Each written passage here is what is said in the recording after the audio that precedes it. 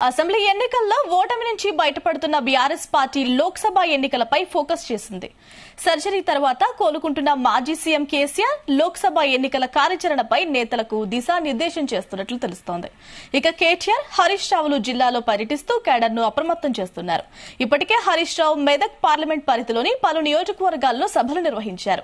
తాజాగా కేటీఆర్ చేవెళ్ల లోక్సభ నియోజకవర్గ పరిధిలోని ఎమ్మెల్యేలు, నాయకులతో తెలంగాణ భవన్లో సమావేశమయ్యారు. గెలిపే లక్ష్యంగా ఎలా ముందుకు వెళ్లాలన్న దానిపై చర్చిస్తున్నారు నేతలు. చేవెళ్ల అభ్యర్థిగా సిట్టింగ్ ఎంపీ రంజిత్ రెడ్డిని ప్రకటించారు కేటీఆర్.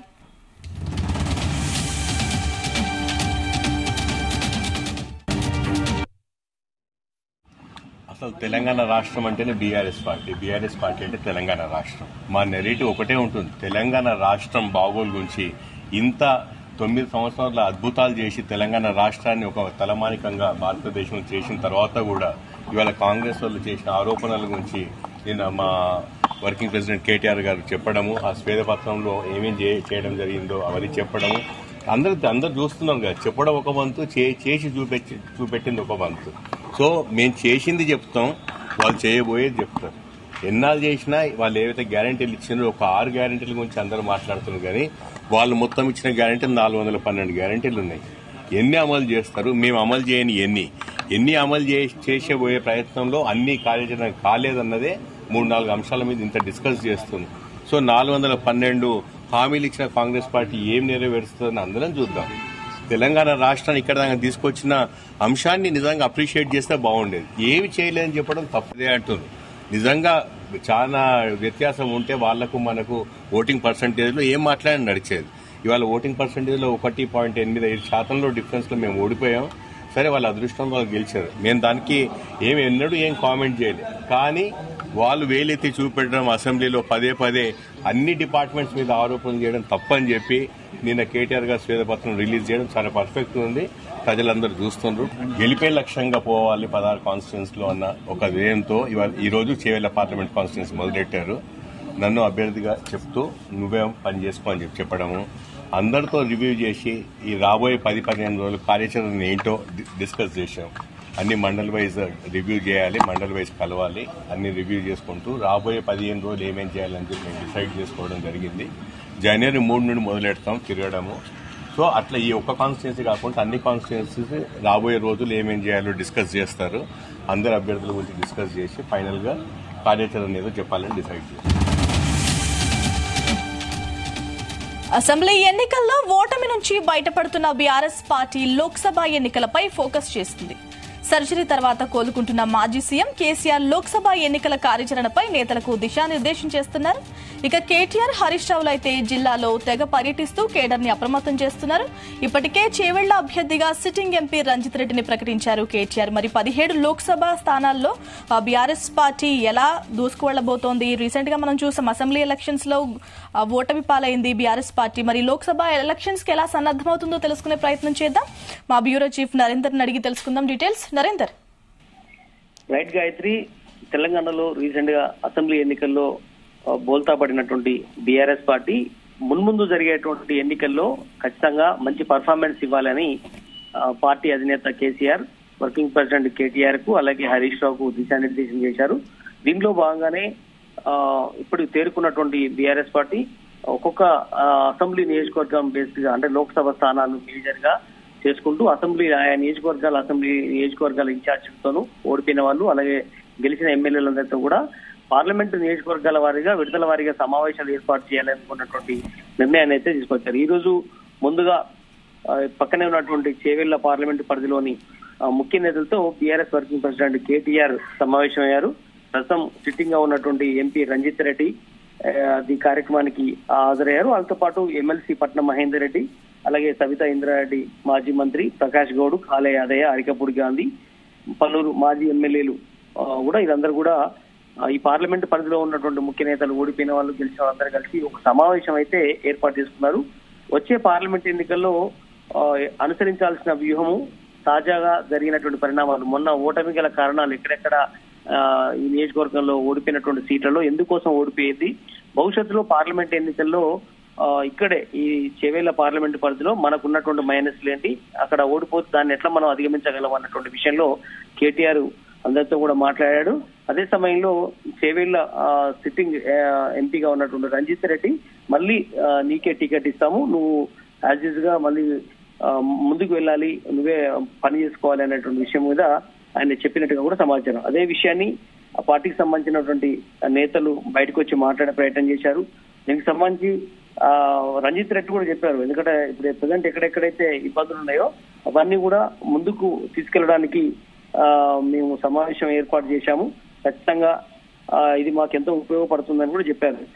చేవేళ్ల పార్లమెంటు రివ్యూతో పాటు అలాగే గెలుపోవటంలో గల కారణాలు, అలాగే రేపు వచ్చేటువంటి మొత్తం 17 లోక్సభ స్థానాలు ఉన్నాయి కాబట్టి దాంట్లో హైదరాబాద్ మినాయించి 16 లోక్సభ స్థానాలు ఉంటాయి. లోక్సభ స్థానాలు 16లో గట్టి పోటీ ఇవ్వాలి, అధిక స్థానాలు మనం గెలుచుకోవాలి అనేది ప్రధానటువంటి ఎజెండాగా సమావేశం ఏర్పాటైంది. ఇందులో భాగంగానే చేవేళ్ల మీద ముందు ఫోకస్ పెట్టారు. గతంలో ఖమ్మం పార్లమెంట్ కి సంబంధించి కూడా ఎన్నికల ముందు, అసెంబ్లీ ఎన్నికల ముందు కూడా ఖమ్మం పార్లమెంటు అభ్యర్థిగా ముందుగానే ప్రకటించినటువంటి బీఆర్ఎస్ పార్టీ, దాని తర్వాత ఇప్పుడు మళ్ళీ 2వ స్థానం చేవేళ్లలో పార్లమెంట్ కి సంబంధించినటువంటి ఎంపీ రంజిత్ రెడ్డిని కూడా చేయడం జరిగింది. అయితే ఖచ్చితంగా తమకు అవకాశం ఇవ్వడం పట్ల నేను సంతోషం వ్యక్తం చేస్తున్నాను అంటూ కూడా రంజిత్ రెడ్డి చెప్తూ గెలుపు లక్ష్యంగా తాము ముందుకెళ్లబోతున్నాము, అందుకు అనుగుణంగా మాకు కేటీఆర్ దిశానిర్దేశం చేశారు అంటూ ఆయన బయటకు వచ్చి మాట్లాడడం జరిగింది. అందుకనే బీఆర్ఎస్ ఏం చేయలేదని పదే పదే చెప్తున్నటువంటి కాంగ్రెస్ పార్టీ తాము చేసినటువంటి అభివృద్ధి ఏదైతే ఉందో అది ఖచ్చితంగా జనాల్లోకి చెప్పి ఓట్లు అడుగుతామని కూడా వాళ్ళు చెప్పారు. అదేవిధంగా కాంగ్రెస్ రాష్ట్రంలో 412 హామీలు ఇచ్చింది, ఆ హామీలు నెరవేర్చాల్సిన అవసరం ఉంది. అవి కనుక నెరవేర్చకపోతే ఖచ్చితంగా ఇంటింటికి వెళ్లి మేము కాంగ్రెస్ ని ఎండగడతాము అన్నటువంటి విషయం మీద కూడా వాళ్ళు చెప్పే ప్రయత్నం చేస్తున్నారు. ఖచ్చితంగా చేవేళ్ల పార్లమెంట్ పరిధిలో బీఆర్ఎస్ పార్టీకి 1,00,000 పైగా మెజార్టీ వచ్చే విధంగా మేము ట్రై చేస్తామని కూడా హామీ ఇచ్చినట్టు కూడా చెప్పారు. మొత్తానికైతే అసెంబ్లీ ఎన్నికల్లో బీఆర్ఎస్ ఓడిచిన నియోజకవర్గం మీద ప్రత్యేకమైన దృష్టి పెడుతూ బీజేపీ కాంగ్రెస్ కు ఇక్కడ అసత్య ప్రచారం చేస్తోంది. నియోజకవర్గంలో వాళ్ళని కూడా తిప్పికొట్టి రానున్న రోజుల్లో మంచి ఘన విజయం సాధిస్తామని చెప్తున్నారు. ఏదైనప్పుడు కూడా ఒక చేవేళ్లే కాదు, తర్వాత మాల్కాజ్గిరి, ఈ చుట్టుపక్కల సికింద్రాబాదు, ఇట్లా ముందుగా వీటిని నియోజకవర్గాలతో సమావేశమై దాని తర్వాత జిల్లాల వారీగా, ఉమ్మడి జిల్లాల వారీగా లోక్సభ స్థానాన్ని టార్గెట్ గా గట్టిగా ఫైట్ చేసే విధంగా నేతలతో దిశానిర్దేశం చేసే అవకాశం అయితే కనిపిస్తుంది. ఎందుకంటే ఇప్పుడు కేంద్రంలో బీజేపీ అధికారంలో ఉంది, అలాగే ఇప్పుడు రాష్ట్రంలో కాంగ్రెస్ అధికారంలో ఉన్న నేపథ్యంలో ఇప్పుడు అక్కడ కేంద్రంలోనూ సత్సంబంధాలు లేక ఇబ్బంది పడ్డటువంటి బీఆర్ఎస్ పార్టీ రాష్ట్రంలో కూడా అధికారాన్ని కోల్పోయింది కాబట్టి ఖచ్చితంగా గెలిపే లక్ష్యంగా ప్రయత్నం చేయాలి అనే విధంగా పార్టీ క్యాడర్ కి అయితే దిశానిర్దేశం చేస్తున్నారు. నరేందర్, ఇప్పుడు మనం అసెంబ్లీ ఎలక్షన్స్ లో చూసాం 39 సీట్లతో సరిపెట్టుకుంది, మరి లోక్సభ ఎలక్షన్స్ లో దీని ఇంపాక్ట్ ఉంటుందా? ఖచ్చితంగా ఎంతో కొంత ఇంపాక్ట్ ఉంటుంది. కాంగ్రెస్ పార్టీ ఇప్పుడు మనం చూసాం 64 స్థానాలు గెలుచుకుంది. బట్ ఇక్కడ ఉత్తర తెలంగాణలో ప్రధానంగా ప్రభావం చూపించింది. అటు కరీంనగర్ కావచ్చు, ఖమ్మం కావచ్చు, నల్లగొండ గాని, మహబూబ్ నగర్ కావచ్చు, ఇట్లా ఉత్తర దక్షిణ తెలంగాణ తేడా లేకుండా గ్రేటర్ హైదరాబాద్ లో మినాయించి దాదాపుగా అంతటా కూడా పర్ఫార్మెన్స్ చూపించింది కాంగ్రెస్ పార్టీ. కనుక ఆయా నియోజకవర్గాల్లో ఖచ్చితంగా లోక్సభ స్థానాలు అధికంగా గెలుచుకునే విధంగా కాంగ్రెస్ పార్టీ ప్రయత్నం చేస్తోంది. బట్ గతంలో వీళ్ళిద్దరి కంటే కూడా అధిక స్థానాలు గెలుచుకున్నటువంటి బీఆర్ఎస్ పార్టీ ఆ స్థానాలనైనా నిలబెట్టుకోవాలి అనేటువంటి విధంగా ప్రయత్నం చేస్తున్నటువంటి సందర్భం. గతంలో కాంగ్రెస్ బీజేపీ ఒక 3 లోక్సభ స్థానాలు గెలుచుకుంటే మరొకటి 4 పార్లమెంట్ స్థానాలు గెలుచుకున్నాయి. మిగతా అన్ని కూడా ఒక ఎంఐఎం బోను మిగతా అన్ని బీఆర్ఎస్ గెలుచుకున్నటువంటి సందర్భాన్ని మనం చూసాం 17 లోక్సభ స్థానాల్లో. కనుక ఈసారి బీఆర్ఎస్ పార్టీ ఖచ్చితంగా అధిక పార్లమెంట్ స్థానాలు గెలుచుకోవడం ద్వారా నరేందర్, ఇప్పటి వరకు ప్రస్తుతం 9 లోక్సభ స్థానాలు ఉన్నాయి బీఆర్ఎస్ పార్టీకి. గతంలో కొంతమంది ఓడిపోయారు, కవిత నిజామాబాద్ నుంచి కానీ, కరీంనగర్ ఓడిపోయారు, ఆదిలాబాద్ నగేష్ కానీ, వీళ్ళంతా ఓడిపోయారు. మళ్ళీ వాళ్ళకి అవకాశం ఇచ్చే అవకాశం ఉందా? అలాగే అసెంబ్లీ ఎలక్షన్స్ లో ఓడిపోయిన ఎమ్మెల్యేలను కూడా భర్తీ చేస్తారా? ఖచ్చితంగా కొంత అది కూడా పరిశీలిస్తున్నారు. ఎందుకంటే కనుక రంగారెడ్డి జిల్లాలో ఇప్పుడు మనం రంజిత్ రెడ్డిని ఎట్లయితే ఉమ్మడి రంగారెడ్డి జిల్లాలో రంజిత్ రెడ్డిని ఎట్లయితే పాత వ్యక్తికి మళ్ళీ టికెట్ ఎట్లా ఇచ్చిందో గతంలో భారీ మెజార్టీ గెలుచుకున్నటువంటి స్థానాల్లో ఖచ్చితంగా అతనికే ఇవ్వాలి అన్నటువంటి విషయంలో ఒక ప్రతిపాదన తీసుకున్నట్టుగా సమాచారం ఉంది. రెండోది ఈ గ్రేటర్ హైదరాబాద్ బదులు గతంలో మంచి పర్ఫార్మెన్స్ ఇచ్చినటువంటి వ్యక్తులు ఎవరైతే ఉన్నో వాళ్ళు 1-2 చోట్ల మార్చాలి అన్నటువంటి విషయం కూడా ఉంది. సికింద్రాబాద్ లో అభ్యర్థి విషయంలో కానీ, మల్కాజ్గిరి విషయంలో, మల్కాజ్గిరిలో గతంలో మర్రి రాజశేఖర రెడ్డి పోటీ చేశాడు, కానీ ఓటమి చెందాడు రేవంత్ రెడ్డి మీద. బట్ ఈసారి ఎమ్మెల్యేగా పోటీ చేసి గెలిచాడు. కనుక అక్కడ బీఆర్ఎస్ అభ్యర్థి ఎవరైనా దాని మీద మంచి వ్యక్తి కోసం ఎదురు చూస్తున్నారు. సికింద్రాబాద్ లో కూడా అభ్యర్థి అనేది ఇంకా ఖరారు కావాల్సిన అవసరం ఉంది. అదే సమయంలో ఇంకా జిల్లాల వారీగా కూడా ఉంది. గతంలో ఓడిపోయినటువంటి స్థానాల్లో మంచి వ్యక్తులు ఎవరు ఇప్పుడు, ఎందుకంటే నల్లగొండ, ముఖ్యంగా ఉమ్మడి నల్లగొండలో 2 స్థానాలు ఉన్నాయి, ఖమ్మంలో 2 స్థానాలు ఉన్నాయి.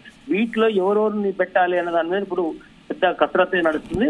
ఒక స్థానం అయితే కన్ఫర్మ్ చేశారు ఉమ్మడి ఖమ్మం జిల్లాలో, మరొక స్థానం కూడా కన్ఫర్మ్ చేయాల్సి వస్తుంది. ఓవరాల్ గా 17లో 16 స్థానాలు మీద ఎక్కువ ఫోకస్ పెడుతుంది. ఈ 16లో దాదాపు 10కి తగ్గకుండా గెలుచుకోవాలనేది ప్రధానమైనటువంటి టార్గెట్ గా పెట్టుకున్న సందర్భం అయితే కనిపిస్తోంది. నరేందర్, ఇక్కడ కొంచెం సోనియా గాంధీ కూడా తెలంగాణ రాష్ట్రం నుంచి పోటీ చేస్తారు, ప్రధాని కూడా బీజేపీ నుంచి లోక్సభ ఎలక్షన్స్ నుంచి ఈ రాష్ట్రం నుంచి పోటీ చేస్తారని అంటున్నారు. జాతీయ నేతలు కనుక ఇక్కడ నుంచి పోటీ చేస్తే ప్రభావాలు ఎలా ఉంటాయి? ఖచ్చితంగా కొంత ఇంపాక్ట్ ఉండే అవకాశం కనిపిస్తుంది. ఎందుకంటే సోనియా గాంధీ పోటీ చేస్తారని ఒక ప్రచారం జరుగుతుంది. గతంలో ఇందిరాగాంధీ కూడా మెదక్ జిల్లా నుంచి ఆనాడు పోటీ చేసినటువంటి సందర్భం ఉంది. బట్ ఇప్పుడు మళ్ళీ సోనియా గాంధీని కూడా తీసుకురావాలి, అది మల్కాజ్గిరి నుంచా లేదంటే మెదక్ నుంచా అని ఒక తర్జన బడ్జెట్ అయితే నడుస్తోంది. బట్ అదేవిధంగా మోడీ పేరు కూడా వినపడుతోంది. ఇట్లా జాతీయ స్థాయి నేతలు ఎవరైతే పోటీ చేయాలనుకుంటున్నారో ఒకవేళ వాళ్ళు పోటీ చేస్తే ఆ లోక్సభ స్థానంతో పాటు ఆ పక్కనే ఉన్నటువంటి మరొక 2-3 లోక్సభ స్థానాల మీద దాని ఇంపాక్ట్ ఉంటుంది అనేది ఆ పార్టీలో వ్యూహంగా కనిపిస్తోంది. ఎందుకంటే సోనియా గాంధీ పోటీ చేయడం ద్వారా మొత్తానికి ఆ ఉమ్మడి మెదక్ కావచ్చు, ఉమ్మడి ఈ సిటీ గ్రేటర్ హైదరాబాద్ లో ఉన్నటువంటి లోక్సభ స్థానం కావచ్చు, మొత్తానికి కొంత ఇంపాక్ట్ అయితే చూపిస్తుంది అనేది ఉంది. అదేవిధంగా ఒక జాతీయ స్థాయిలో ఒక మెసేజ్ కూడా పంపించచ్చు. కాంగ్రెస్ పార్టీ 10 ఏళ్లు తెలంగాణ ఇచ్చినటువంటి పార్టీగా 2 పర్యాలు ఓడిపోయింది. బట్ ఈసారి గెలిచిన నేపథ్యంలో సోనియా గాంధీని తీసుకురావడం ద్వారా లేదా రాహుల్ గాంధీ ద్వారా ఎవరైనా పోటీ చేయించడం ద్వారా ఖచ్చితంగా రాష్ట్ర రాజకీయాల్లో కొంచెం మార్పులు జరిగే అవకాశం ఉంది అనేది కూడా ఆయా పార్టీలు భావిస్తున్నాయి. బీజేపీ కూడా గతంలో మనం 4 స్థానాలు గెలుచుకుంది ఊహించని విధంగా. బట్ ఎవరు కూడా గెలుస్తారనుకున్న స్థానంలో కిషన్ రెడ్డి ఒకటే మంచి పర్ఫార్మెన్స్ ఇస్తారనుకునే మిగతా చోట్ల కూడా ఈజీగా గెలవడం జరిగింది. అరవింద్ కావచ్చు, బండి సంజయ్ కావచ్చు, మిగతా కూడా.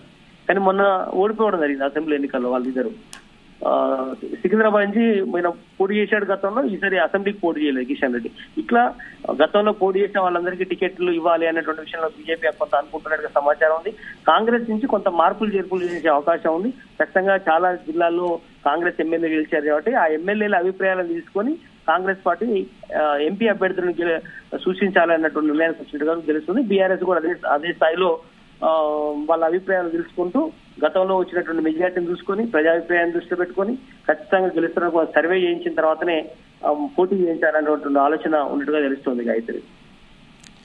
నరేందర్, ఇప్పటి వరకు బీఆర్ఎస్ పార్టీ చాలా లోక్సభ స్థానాల్లో గెలవలేదు, నల్గొండ, సికింద్రాబాద్ ఇలాంటి ప్రాంతాల్లో. సో అక్కడ ఎక్కువ ఫోకస్ చేయబోతుందా? అలాగే ఎంఐఎంతో పొత్తు కొనసాగిస్తుందా? ఖచ్చితంగా ఎంఐఎం తోటి ఇప్పటివరకైతే మైత్రి అట్లానే కొనసాగుతోంది. మనం 9.5 సంవత్సరాల నుంచి ఎంఐఎంతో మన అసెంబ్లీ స్థానాల్లో కూడా చాలా చోట్ల పోటీ చేయలేదు. ఓన్లీ అదనంగా ఉన్నటువంటి దానికి 2-3 స్థానాలు ఎక్కువ పోటీ చేసింది తప్ప చాలా చోట్ల పోటీ చేయలేదు. అంతే ఆ ఓట్లన్నీ కూడా బీఆర్ఎస్ కు ఓట్లు వేయాలని కూడా ఎంఐఎం బాస్ అసదుద్దీన్ ఓవైసీ చెప్పడం జరిగింది. అంటే ఖచ్చితంగా ఈ లోక్సభ ఎన్నికల్లో కూడా ఆ ప్రభావం ఎంఐఎం కు బీఆర్ఎస్ మధ్యలో దోస్తీ ఉండే అవకాశం ఉన్నట్టు తెలుస్తుంది. మైనార్టీలు కూడా ఇప్పటి వరకు బీఆర్ఎస్ తో నిన్నటి వరకు ఉన్నటువంటి పరిస్థితి, కానీ ఆ ఓట్లు కాస్త ఇప్పుడు కాంగ్రెస్ వైపు షిఫ్ట్ అయినట్టుగా చాలా క్లియర్ గా కనిపిస్తోంది. 6 గ్యారెంటీల విషయంలో కావచ్చు, వివిధ కాంగ్రెస్ ఒకసారి ఛాన్స్ ఇద్దామనుకోవచ్చు కావచ్చు, మొత్తం కొంత మైనార్టీలు కాంగ్రెస్ వైపు వెళ్ళారు. మొన్న వరకు గంపగుత్తగా ఎంఐఎం కేసిన వాళ్ళు, బీఆర్ఎస్ కేసిన వాళ్ళు కొంత మార్పు కనిపెట్టే అనిపిస్తుంది. చూడాలి రాంగ్ రన్ లో ఎట్లాంటి పరిస్థితులు ఉంటాయి, అది ఇద్దరు పొత్తు ఉండడం వల్ల భవిష్యత్తు ఏ రకంగా ఉంటుంది అనేది కూడా మన కాలం నిర్ణయించాలి. Right Narender, thank you.